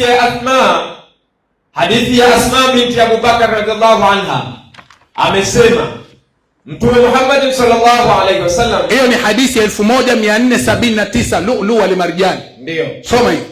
Hadithi ya Asma binti Abu Bakar, naam, radhiallahu anha. Twende kazi. Amesema Mtume Muhammad sallallahu alaihi wasallam, naam, amesema hakika mimi nitakuwa nimesimama ili nimuone atakayekuja kwangu. Mtume atasimama kwenye pepo yake. Pepo, Mungu anampa Mtume Muhammad pepo yake. Twende kazi. Ili nimuone atakayekuja kwangu. Naam, miongoni mwenu, nimuone atakayekuja kwangu miongoni mwenu, na baadhi ya watu watachukuliwa karibu yangu. Kuna baadhi ya watu watachukuliwa karibu yangu. Nitasema mimi Muhammad, hiyo pepo yenyewe nitapewa, mamlaka nitakayopewa peponi, nitasema ewe Mola wangu, hawa ni miongoni mwangu, na ni miongoni mwa umma wangu, na ni miongoni mwa umati wangu, yani hawa ni Waislamu wangu. Twende kazi. Patasemwa hivi, unakijua walichokifanya baada yako we Muhammad, au unaoona ni Waislamu lakini unakijua walichokifanya? Malizia haraka haraka. Wallahi waliendelea kurudi nyuma yao, waliacha Uislamu. Kwa hiyo hao wenye kuingia motoni ni watu walioacha Uislamu wakawa Wakristo, yani makafiri. Sasa huko nataka kutupa andiko ya Wakristo kuingia motoni. Yangu 2:16-17, Ufunuo wa Yohana 2:16-17. 2:16-17. 2:16-17. Ndio. Tupe baba, tupe. Hakuna popote pale ambako utapata kwamba Yesu anakuja kuwapiga Waislamu. Uwezo ukapata. Ila utakachokipata ni mbwembwe kama za ndacha. Waislamu ni waasi, kwa hiyo Yesu atakuja kupiga waasi. Wapi imeandikwa Yesu atakuja kuvunja waasi Waislamu? Mimi nimekupa maandiko yanataja kabisa Wakristo Yesu anakuja kuvunja, na wewe toa andiko kama hili, sio la kudhania. Ufunuo wa Yohana 2:16. 2:16 Ufunuo wa Yohana. Soma basi hapo. Twende kazi. Inasema 2:16 Ufunuo wa Yohana. Naam. Basi tubu.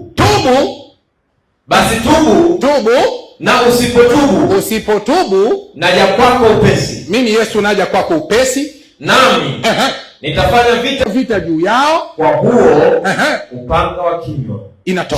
Inatosha. Yesu anasema hivi, tubu na usipotubu naja kwako upesi, nitafanya vita juu yako kwa upanga wa kinywa changu. Yaani Yesu anakuja kuvunja wale ambao hawakutubu.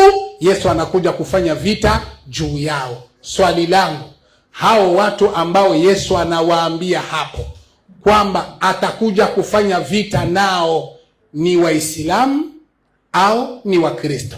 Asante. Kwa andiko, hatutaki mambo ya kudhania. Dakika moja ipo. Kama dakika moja ipo, msomaji, tusomee kitabu cha Mathayo. Soma Mathayo. Ndio. Mathayo 21:10. Mathayo, uanze 24:11.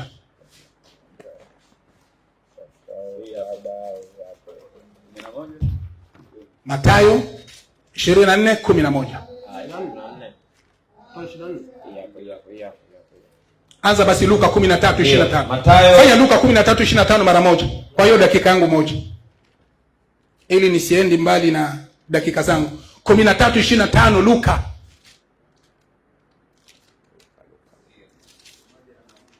Dakika imekwisha. Inabaki sekunde 30. Acha hiyo. Hata maliza. Ushalifungua? Basi soma. Naona haitaisha dakika, sekunde ndogo. Ndio. Wakati mwenye nyumba atakaposimama na kufunga mlango Naam. Nanyi mkaanza kusimama nje na kuubisha mlango. Kuna watu Yesu ameingia peponi, anaingia mbinguni, anafunga mlango, kuna watu wanamtokea. Ndio sababu nilisema haitaisha. Asante. Nirudie swali. Aache tu. Swali.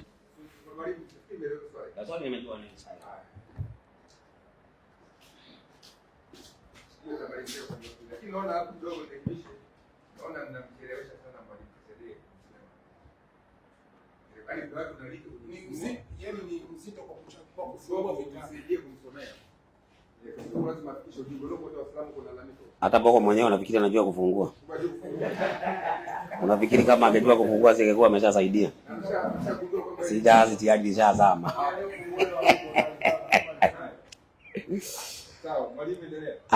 Swali ameuliza katika kitabu kinaitwa Ufunuo wa Yohana 2:16. Anasema naja kwako upesi, tubu na usipotubu nitafanyaje? Msomaji, hebu soma hiyo aya. Inasema ndio 2:16. Inasema basi tubu. Ndio. Na usipotubu naja kwako upesi.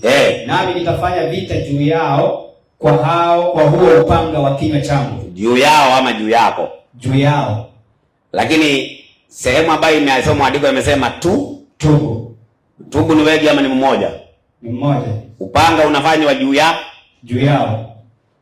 Mmoja. Upanga unakuja juu yao. Kwa hivyo upanga hauji kwa huyu, unakuja juu yao. Kwa sababu huyu ambaye anaambiwa atubu ametubu. Wale ambaye hawajatubu ni wengine ambao upanga utakuja juu yao. Na Yesu ameshasema wako mkono gani? Wa kushoto. Sasa sijui unauliza swali gani wewe? Swali wa upanga huko juu yao, hao wako mkono wa kushoto.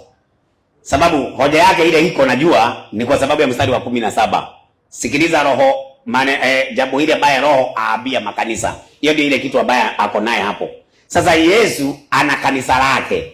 Kanisa lake Yesu anasemaje? Msomaji, 16 18 kitabu cha Mathayo. Inasema ndio 16:18. Inasema ndio, nami nakwambia Petro, maliza, na juu ya mwamba huu nitalijenga kanisa langu, wala milango ya kuzimu haitafanyaje? Haitalishinda. Basi kanisa la Mungu ama kanisa la Yesu, milango ya kuzimu haitalishinda. Kwa hivyo wewe, ile kitu unatakikana Kisedee ufanye ni uingie ndani ya kanisa la Yesu usalimike. Hivyo tu. Kwa sababu kanisa la Yesu halitaangamia. Wale wako nje ya kanisa la Yesu, hao ndio upanga utakuwa juu ya. Hebu nichukulie hiyo kitabu cha Ukristo katika Afrika. Ukurasa gani hapo? 200 na ngapi? Na 36. 236 inasema. Sasa soma. Kristo wote, kwa hiyo Wakristo wote ni matofali ya majengo, ndio, au mawe yaliyo hai. Yaani Wakristo wa kweli ni wale ambao ni mawe iliyo hai, ambayo ndio hekalu la Mungu la sasa. Ambaye ndio hekalu la Mungu la sasa. Kwa hiyo kanisa ni maskani ya Mungu katika roho. Kanisa ni maskani ya Mungu katika nini? Katika roho. Katika roho. Kwa hivyo Yesu anapokuja, anakuja kulichukua kanisa lake, kuja kuangamiza. Lakini wale wako nje ya kanisa la Yesu, upanga utakuwa juu yao. Sasa turudi katika sehemu ya mkono wa kushoto. Hii aliyoisoma hii. Lihabe Sawilini. Ilikuwa ni ukurasa ngapi hiyo? Sasa nisomee sasa vizuri tusikie. Yeye anasema ya kwamba Kisedee anasema ya kwamba hao wako mkono wa kushoto kweli ni Waislamu ambaye waliacha Uislamu. Lakini hapa inasema maswahaba wa mtume. Sasa tunaomba utuambie, maswahaba wa mtume waliacha Uislamu? Uje tueleze. Alafu kitu kingine ambaye mada imeisha Masawe, na tunahitajika kuwabatiza Waislamu leo wote, kwa sababu Waislamu wa leo ni wafuasi wa Yesu kulingana na Kisedee. Kisedee amesema wale wako mkono wa kushoto, wale wako mkono wa kulia ni wafuasi wa Alafu akasema Waislamu ni wafuasi wa nani? Wa Yesu. Muhammad amekosa wafuasi leo. Yesu wao. Mada zimeisha. Tumemaliza mada. Hata Kisedee leo anasema ni mfuasi wa Sasa mahali amekosea ni kusema Wakristo wanafunzi wa Yesu walikuwa Waislamu. Hiyo ndio makosa amefanya. Hebu nisaidie Qur'ani 5:47. Qur'ani 5:47 hii ya Barwani tulikuwa tumeisoma. Wacha niirudie tu kwa kuikariri. Imesema wafuasi wa Yesu ni Wakristo, watu wa Injili, au ndio wafuasi wa Yesu, sio Waislamu. Watu wa Injili. Sasa nisaidie Qur'ani 12:19. Ama nichukulie Biblia ya Kiafrika, ukurasa wa 2216. Huwezi kusema ati wanafunzi wa Yesu walikuwa Waislamu wakati Muhammad ndiye mwanzilishi wa Uislamu. Kwani Muhammad walionana na wanafunzi wa Yesu wapi? Soma tusikie. Ukurasa 2216 na nini? Huko nyuma. Zimeshaisha. Haya. Mimi Ndacha namshangaa jamani. Ndacha mimi namshangaa. Yaani huyu jamaa hoja huna Ndacha. Nilikwambia hakuna swali mimi nitauliza uweze kulijibu. Kila swali ukiniuliza mimi nalijibu kabisa kiufasaha. Lakini sidhani kwamba mimi nitauliza swali upate kujibu. Mwenyekiti, swali langu niliuliza hivi katika 2:16. Hao ni kina nani? 2:16 Ufunuo. Soma hiyo. Nataka nimuoneshe kama huyu ni mwongo na hajui kitu na hajajibu na hatajibu kwa sababu uwezo huo hana. Na akithubutu kuijibu kiufasaha atakuwa anadhihirisha kabisa kwamba Wakristo Yesu anakuja kuwapiga. Mpaka sasa tumeanza na mpaka kwa muda huu hajatoa andiko Yesu anasema nakuja kuwapiga Wakristo, nakuja kuwapiga Waislamu. Lakini kwa sababu Waislamu ni waovu, Waislamu sijui nini, huko mimi siendi. Mimi niko wapi Yesu anawapiga Wakristo kama ninavyotoa mimi 2:16 Ufunuo wa Yohana. Tena. Allahu Akbar. Mwenyekiti, funga kwanza. Funga kwanza nionyeshe kwenye watasoma. Basi tubu na usipotubu naja kwako upesi, nami nitafanya vita juu yao kwa huo upanga wa kinywa changu. Simama. Akatafsiri akasema, tubu. Wanaambiwa ngapi? Ni mmoja. Kwa hiyo hao ni waliokuwa nje ya kanisa. Maneno hayo ni watu waliokuwa nje ya kanisa, hakuna ushahidi. Ndio sababu nilisema Ndacha, ukimsikia anavyoongea kama kitabu haukijiongea ni kweli, ni hoja ya hakika. Kumbe uongo. Watu walisema ni watu waliokuwa nje ya kanisa. Sasa mimi nakuthibitishia ni makanisa. Soma Luka 17. Luka 17, Rukia 17. Ulikuwa umefunga, usiku unafunga shekhe. Pale pale Ufunuo wa Yohana 2:16. Usiku unafunga shekhe, uende naweza nikarudilia pale pale. Ulisoma 2:16, Rukia 17. Sawa. 17. Uishi nasema kwamba tubu, usipotubu mimi Yesu nakuja kufanya vita na wewe. Anasema hawaambiwi wengi, anaambiwa ni mmoja aliyekuwa nje ya kanisa. Maneno ambayo hayapo kwenye andiko. Kwanza kitu ya kwanza, kitu ambacho KCD hana habari naye, Yesu hana makanisa. Yesu ana kanisa. Wewe wapi? Hebu soma Mathayo 16:18. Yesu anasema nina makanisa ama ana kanisa? Wale wako nje ya kanisa la Yesu, hao ndio Yesu anakuja kumaliza, mkiwa nyinyi mko ndani. Kwa nini mko ndani ya kanisa? Si mko nje. Soma msamaji. Inasemaje? 16:18. Mathayo. Nami nakwambia wewe ndiwe Petro. Nami nakwambia wewe ndiwe Petro. Na juu ya mwamba huu. Na juu ya mwamba huu. Nitalijenga kanisa langu. Nitajenga makanisa. Kanisa langu. Nitajenga makanisa. Kanisa langu. Yesu anaongelea makanisa au kanisa lake? Kanisa lake. Sasa kanisa la Yesu sasa, hilo ndio kanisa Yesu anakuja kuokoa. Wale wako nje ya hiyo kanisa, hao ndio Yesu anakuja kupiga kwa upanga wake. Ndio sasa katika andiko ulilolitoa 2:16 Ufunuo, soma usikie. 2:16. Inasema. Inasemaje? Inasema, ndio. Basi tubu. Na usipotubu, naja kwako upesi. Maliza. Nami nitafanya vita juu yao. Nitafanya vita juu yao ama nitafanya vita juu yako? Juu yao. Sasa wewe ungetuambia hao sasa ni akina nani? Kwa sababu kanisa la Yesu yeye analo, analipea uzima wa milele, lakini anafanya vita juu yao. Unaona hiyo? Sasa juu yao, si juu ya kanisa lake Yesu. Yesu anapigaje kanisa lake na nilaka? Sasa Yesu anasema, anawaambia na kanisa lake si bao au mabati, ni wale ambao wamwaminie. Unajua akili yenu inafikiri kanisa ni mabati na mawe. Ni Wakristo ambao ni wa kweli. Wakristo ambao ni wa kweli, hao ndio Yesu anakuja kuwapa uzima wa milele, na ndio watakuwa mkono wa kulia. Mkono wa kushoto ni wale wako nje ya kanisa la Yesu, ambao nyinyi wenyewe mtakuwa ndani. Sasa unataka ati Yesu ataje Waislamu, ataje Baniani, ataje Krishna, ataje sijui nani? Yesu amewataja wote kihuru siru, mkiwa wote pamoja, Waislamu, Baniani, Krishna, nyote jikoni na wagoja. Muko nje ya kanisa la Yesu. Msomaji? Nipo. Nawe naomba sasa rudi katika kitabu cha Mayunga 533. Tufunge. Soma tusikie. Inasemaje? Anasema mtume SAW. Safi. Wataleta watu katika umma wangu. Maliza. Siku ya kiyama. Twende. Na watachukuliwa kupelekwa upande wa kushoto. Wapi? Motoni. Kwa hivyo watu wa upande wa kushoto ni Waislamu ambao ni umma wa nani? Wa Muhammad. Wanaenda mkono wa kushoto motoni. Kwa nini? Chukua asili ya majini. Ukurasa wa 20. Ukurasa wa majini. Uweze kuniambia leo shetani yakuwe Muislamu, alafu nyinyi mnafikiri Yesu akija anakuja kucheka na nyinyi. Na shetani mwenyewe Muislamu. Soma tusikie ukurasa wa 20. Asili ya majini. Ndio. Ukurasa wake wa 20. Inasemaje? Inasema. Twende. Ni Hawa. Maliza. Hawakufanikiwa kufanya jitihada za kumwezesha shetani. Na wanawe kuomba msamaha kwa Mwenyezi Mungu. Ni nani? Na kuwa Waislamu. Ni nani? Ni Mtume Muhammad.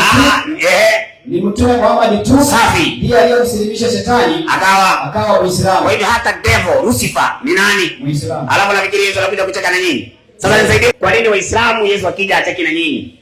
Nyinyi mnatakikana kutoka katika Uislamu mje kwa Yesu, lakini kulingana na mdomo wa KCD. Na wewe simulizi, uende ukate hapo. Unaona hapo KCD amesema wao ni wa Yesu, uende ukate unitumie hiyo kipengele. Nitajua vile nitakitumia. Soma vizuri. 6:44. Unikatie hapo, nitajua vile nitakitumia, maana hapo anatakana abatizwe. 6:41. Inasema, ndio. Bali yeye ndiye piga mabadiliko haya. Inasema ufafanuzi yake. Ndio.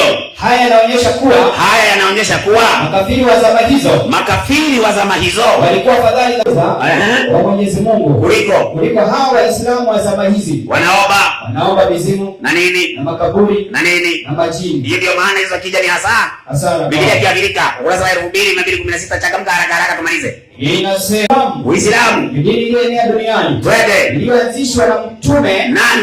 iliyoanzishwa na mtume nani? Nabii wa Kiarabu nani? Muhammad. Katika karne ya ngapi? Ya 7. Karne ya ngapi? Ya 7. Alafu anasema tu walionana na Yesu. Hata alionana na wanafunzi wa Yesu. Maadamu imewashinda, maandiko hamna, kuisha inaitwa karas na imeishia hapo.